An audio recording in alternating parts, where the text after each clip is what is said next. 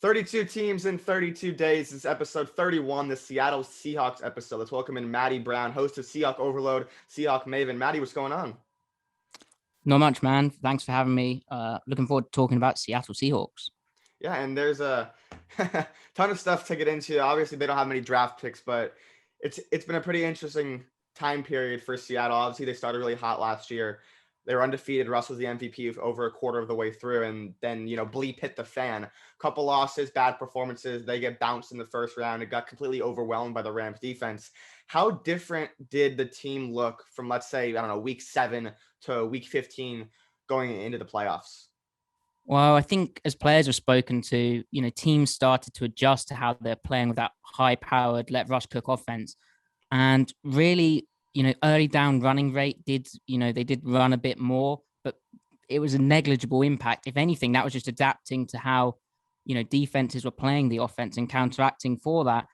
I mean, obviously, it hasn't worked. They tried adjustments. They tried quick game stuff. Russell Wilson never looked quite comfortable. The offensive line was actually, I think, a bit better than people would realize, other than when they're facing Aaron Donald, which is obviously another problem. And, offensive coordinator Brian Schottenheimer, he gets fired because, his adjustments, which they were there, but they just didn't work. And ultimately, he became the fall guy for the offense's, struggles, as you alluded to. Yeah, so he gets fired.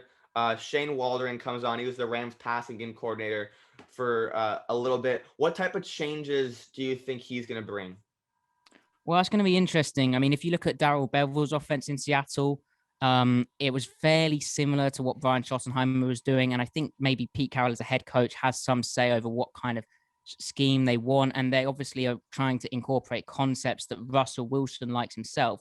I think with Waldron, he's that blend of, yes, he's this high-powered, glitzy coming from the Sean McVay offense, but in a Pete Carroll sense, he appeals to Pete Carroll because if you look at Sean McVay, everything is set up via the run, or I should say the run action. It all looks the same. You think it's going to be that outside zone kind of run, and then suddenly, oh, it's a play action bootleg, and there's 3 rapid receivers running to the other side of the field.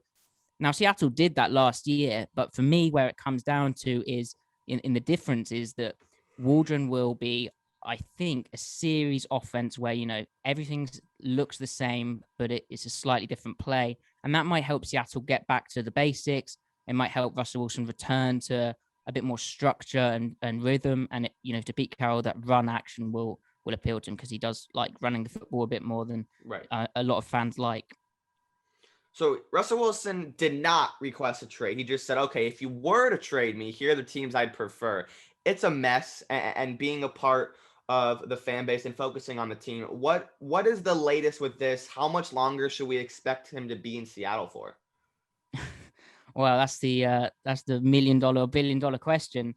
I don't know how much of that is just Russell Wilson playing politics. I mean, we've seen Aaron Rodgers do stuff like that in the past, and I think Russell Wilson may have been doing that. I mean, straight after they traded for a good left guard in Gabe Jackson, we could play right guard, but I suspect left guard of rookie Damian Lewis impressing at the other spot. They signed Gerald Everett to a big deal. Who will help with the Shane Waldron transition, given that he's worked under him previously. But that's a receiving tight end. That's not a guy who you think is going to be that blocking kind of chap. So Wilson, if they wanted to, they could have restructured him. They didn't need Russell Wilson's permission to do that. And all of the, the deals and the cap structure, it kind of gives them an out next year if they want it. So while it may not happen this year, and it seems to have died down slightly, next year could be the time. They've sort of set up their future planning for next year to be the time if required. So, it does seem to be unhappy, but ultimately, and I keep coming back to this, Pete Carroll and Russell Wilson want the same thing, which is to win football games. They may disagree on how to do that, but like I said, I think Waldron's kind of that meshing of it. But it is a big 2021 because a lot of questions will be answered, I think. Yeah, and certainly so.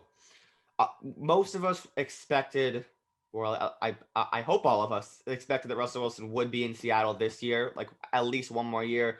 I don't think any of us really bought those trade rumors. Chicago tried, but they couldn't match the price, and the price is just absurd right now because he's a year younger. So when he gets the year older, his contract becomes less years. I mean, I guess that's an ideal way to start a rebuild, is trading away Russell Wilson, getting all those picks. What type of return would you expect to get from Russell Wilson? Let's say next March. Well, I mean, look what they gave up for Jamal Adams, and then you think of the positional value of a safety. I mean, Jamal Adams, great player. Don't get me wrong. I'm not on board with like a lot of the negativity surrounding him. But bring it back to Wilson, it's got to be an absolute boatload. I mean, I'd expect at least 3 first rounders. I mean, look at what they turned down supposedly from the Chicago Bears and that kind of deal, and that didn't look like enough. And so, apparently, supposedly, it was rumored that John Schneider was more on board with that kind of deal, and it was Pete Carroll who apparently, nixed that deal. But that could just be a good cop, bad cop scenario where they're just managing the media narrative. But if you're going to move Russell Wilson, surely, I mean, it still seems crazy to me, the actual idea of doing that. Yes, you know who he is. I don't think he can, in like clear passing situations, he does have more difficulty. I think he does need like reliable run action to be an elite quarterback, which is obviously what he is. Like so maybe this year does fix the issues, but a trade package, I'd have to have like 3 first and then like a future third, maybe a current third. It's got to be a lot more than what the Bears did. I think a lot of fans, when they saw that, they were like, "What?" Right. So the Seahawks, like you mentioned, they brought in Everett. They brought in Gabe Jackson. We'll talk about that in a second. But they haven't been bringing in many marquee players over the last couple of years, other than Jamal Adams. There's been limited cap space. They lost a few players. One of the key guys was Chris Carson. Surprised me that they brought him back. Not quite sure there was a huge market for him. It was a pretty late ad. What did you think of this? Because he ended the fumbling problems, one of the league's more productive backs, and Seattle has shown no urgency to find a long-term replacement besides DJ Dallas. They run the ball a lot. What did you make of this? Well, I mean, it'll be interesting to see if they do run the ball a lot, because last year they didn't. They were a pass-heavy offense. On Chris Carson, he's a very scheme versatile back in the sense that, I mean, what I presume we'll see from Waldron is wide zone where it's actually mid zone. So you're aiming for like the tackle, the tight end landmark, sorry, and you're cutting it back a bit more inside, and you're also having, rather than the tackle trying to reach block that tight end and you're hitting it further outside, the tackle's kicking out the defensive end. The tight end is, kicking out the defensive end if you have a tight end on the field. So Carson can do that, but he can also do the other run, which I think we'll see, which is duo or crunch, which is like power without the puller, where you get the double teams at the point of attack, and it's a downhill run, and you're reading the middle linebacker, and the running back cuts off that. And Carson can do that really well as well. So he's very good at bouncing those kind of runs and setting players up at the second level. He also runs very physically. He was a Pete Carroll guy. Like when he got drafted very late from out of Oklahoma State, not many people would really, they were like, I thought he was going to go undrafted, and Pete Carroll revealed that it was like a personal favorite of his and they had to have him. And he was proven right in that sense. Like he has been a very, very effective runner, and I think not talked about enough around the league. Now, part of the reason for that is his durability concerns, where he does seem to pick up knocks a bit more. And, he does suffer injuries, which, injuries are inevitable with football, but that's a question mark over how much he got paid. But I think for a running back contract, obviously the value of running backs has been talked about to the point of exhaustion, but for running back contract, it's not bad. And I do wonder as well, Russell Wilson seems to really like Chris Carson, and they don't have, like you said, they don't have depth behind him. They have, Rashad Penny, their first round pick, hasn't really worked out. He's coming off a really serious knee injury, and we'll have to see if he looks right after that. But even when he was healthy, he was kind of like a gadget runner, like on toss plays and that sort of thing. He wasn't anything more. He struggled with vision and patience and tempo in his run, stuff which Carson's great at. DJ Dallas, he looked like a rookie, which is fine. That's to be expected. I'd like to see a bit more of him.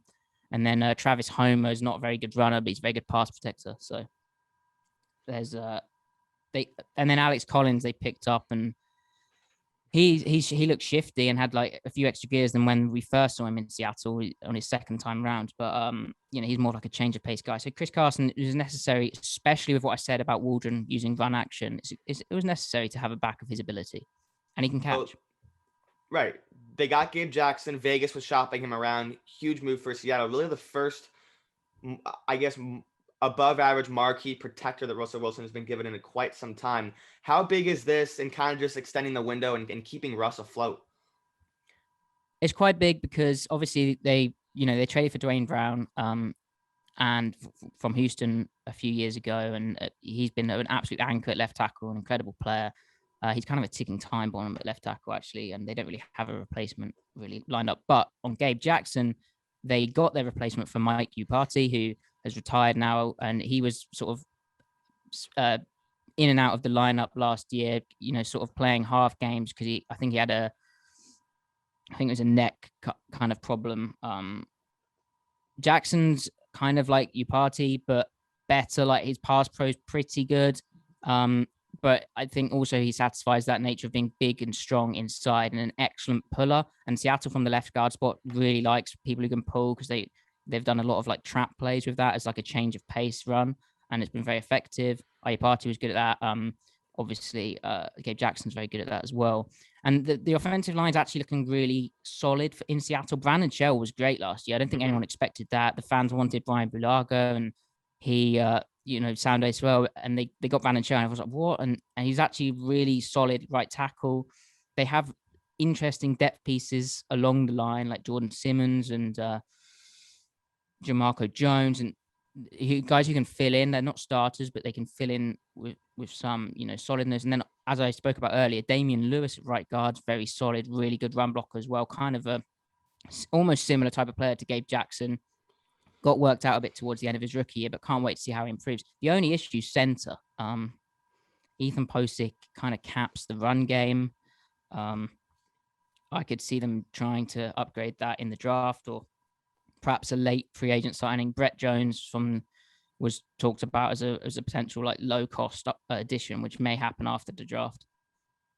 Yeah, so it looks good on paper, and if Posick is the worst lineman, which it appears he is, 62.4 PFF grade, not completely terrible, and people say your offensive line is how bad your worst guy is, and he's not that bad. So people say, oh, Russ is gonna die. Russ is gonna die, and his offensive line was better last year. Obviously, people don't realize Dwayne Brown has been one of the best left tackles in football the last 3 years for Seattle. He's been outstanding, and like you said, Brent still very, very good last year. And Damian Lewis came out of nowhere. I believe did he start week one? Was he their week one starter? Yeah, he's a week one starter. Yeah, and he performed great rookie out of LSU, and now they get Gabe Jackson, so they have 4 solid guys on their offensive line, and yeah, probably a needed center, but if Russell Wilson's looking at that offensive line right now, it definitely can get worse. Like it's definitely can get worse than that. So Quentin Dunbar, Shaquille Griffin, Arapador, you guys have Trey Flowers, and you got Ahkello Witherspoon got brought over. What's the cornerback room looking like right now? Is it a pressing need at all? Oh yeah, it's a massive need. I mean, if you look at the guys who are under contract for next year, there isn't many. Trey Flowers is in the last year of his deal. Ahkello Witherspoon signed on a 1-year deal. And then behind that, you have, DJ Reed was a phenomenon. That's a difficult word. He was a revelation last year, playing at corner. He came in and took the right cornerback job after Quinton Dunbar. It was a sensible trade, but it just didn't pan out because he has this chronic knee issue, and it just hampered his game. He looked really good at the start, and then he fell off. But DJ Reed came in, and not your typical Seahawks guy. He's 5'9". He's smaller. His arms aren't of that 32-inch length, that they're close to it. But you'd think of him more as a nickel in Seattle, which is what he played in San Francisco in a similar defensive system. But he went to right outside cornerback and was fantastic there. Seattle tends to put the number 1 guy at left cornerback, and obviously they've lost Shaquille Griffin, who I'm kind of glad they didn't pay him that. I don't think he's quite earned that yet. It'll be interesting to see how he does in Jacksonville. Wish the best to him. Now they've got Witherspoon, who is a good addition for that, the price point, 1 year, $4 million. And he's a crazy athlete, 33-inch arms, like really long, rapid. good short area quickness, knows the technique from 49ers. And the lights seem to start to come on for him down the stretch last year after being benched a few times. And I think Seattle's culture as well, where they're a bit more forgiving of certain things. If you have earned the starting job, that may do him well. It'll be interesting to see if that kind of deal works out. But like I said, he's only on a 1-year deal. He could well sign elsewhere, especially if they decide, Russell Wilson's our guy still, this time next year, we're having this discussion. So, they need to draft 1 or 2 or maybe 3, and they've only got 3 picks. So, yeah, they haven't addressed it like fully. They recently signed Pierre Desir, who was, he had a good spell of the Colts, then sort of fell away a bit. He's now 30 years old, but he was in Seattle's system for a bit after he got drafted by the Browns in 2014. And, he's another guy. He's long. He can compete. He knows their kick step techniques. He knows their cover 3 scheme and how they, change certain things. But yeah, it has the potential to be a lot better than you'd expect, but it also has the potential to be, quite mediocre with no real future of the position. So Lockett gets extended. Tyler Lockett, 4 years, $69 million with 37 guaranteed. What did you think of the structure of the deal? I'll just ask you about the structure because, it has to be exciting bringing him back for 4 more years. Well, it's funny with Tyler Lockett because everyone said, that when they extended him last time, wow, why are they doing that? He's coming off a terrible broken leg injury. He hasn't shown enough to do this. And then lo and behold, he literally outperforms his contract to be the most underpaid receiver in the league. He is the most important player on the Seahawks offense other than Russell Wilson. Like when he's injured, like Russell Wilson's numbers and performance goes down. Mm-hmm. He has lost half a step in terms of after his broken leg, something he's admitted himself. But I felt they did really well with the deal. They've done some really good stuff overall, like using voided years to create cap room this year to enable themselves to maneuver around the weird market and the reduced cap. And that's something that they'd never ever done previously to this offseason. Lockett as well is he can be a threat on those jet sweeps if they're part of this series offense where everything looks the same. So under Waldron, maybe we see him do a bit more of that. But like I said, he's more of his best skill is he's able to separate vertically really late at the catch point and be that contested catch guy for Russell Wilson. And when he's picked up a knock or he's not 100%, you really can't tell, like I said. So, yeah, but really good deal. And maybe it looks slightly overpaid now, but I don't really, given his importance to the offense, I don't even think it is. But I think the deal, if he can stay healthy, which is a bit more of a question mark around him than other players, but it'll look even better like in 2 years' time. Yeah, and there was some stats that came out during last year that Russell Wilson and Tyler Lockett are one of the most productive duos in NFL history based on completion percentage, yards per attempt, yards per completion, yards per route runs, all stuff like that. And they're really underrated together. Russ has been kind of underrated for years now. He's getting the credit he deserves. Same with Lockett. And, Lockett had that huge game against Arizona, I believe, like 3 touchdowns, 225 yards, something like that. But Seahawks are picking at 56, 129, and 250. That's it. What's the plan here? How are they going to right the ship and get back to the playoffs with, you need draft picks, as the movie Draft Day said, you didn't forget what those are, right? Like you need draft picks, you need a future. So how are they going to do this? Well, and John Schneider likes to approach the draft with no gaping obvious holes on the roster, but inevitably there are weaknesses each year. This year I'd say he's done a good job of that, but there's still some real weaknesses. For instance, like we spoke about cornerback, Sam linebacker, KJ Wright. It seems kind of inevitable that he'll return, but that's the Seahawks are a 4-3 base team. Some years they play more nickel than others, but the Sam linebacker is that on-ball player who sets the edge against the run. And last year, KJ managed to play Sam, and then when they went into nickel, because the Sam goes off the field for the nickel, KJ moved to Will and did that really well as well. Okay, maybe he'll be back, but it's a hole right now. He's not back yet. Then 3 technique, they lost Jaron Reed, right? Yeah. So that's a big loss. They don't have a quality every down 3 technique. Al Woods can do the run part of that equation. And then you can kind of move guys there to do the pass rushing aspect of it. Like, they picked up Kerry Hyder and that kind of thing. He's more of a big end, but he'll move to a 3-tech alignment when they're in pass rushing situations. But they do need more picks because I've just mentioned, 3 things. And I could talk about wide receiver 3, where they literally don't have an obvious one behind Lockett and Metcalf. They lost David Moore, etc., etc. So second round, don't expect them to pick. I could look like an idiot after saying that because they've spoke about how unpredictable the draft is this year and how, they haven't been able to do as many visits and how that makes their process more difficult. But surely they'll trade down in the second to accumulate more picks. Perhaps they'll move future picks to try and move back into the draft, back into certain rounds and tiers. But I did a mock draft and I managed to get them. I did a mock draft. Everyone's done a mock draft. Everyone does mock drafts. But no, I did a mock draft where I managed to get them like 4 top 150 picks by just trading down and like trading around and 6 picks in total. And I think that's the kind of thing that they need. Like you said, you have to draft. You have to replenish your roster because the rookie contracts are so cheap in comparison to what a veteran free agent gets paid.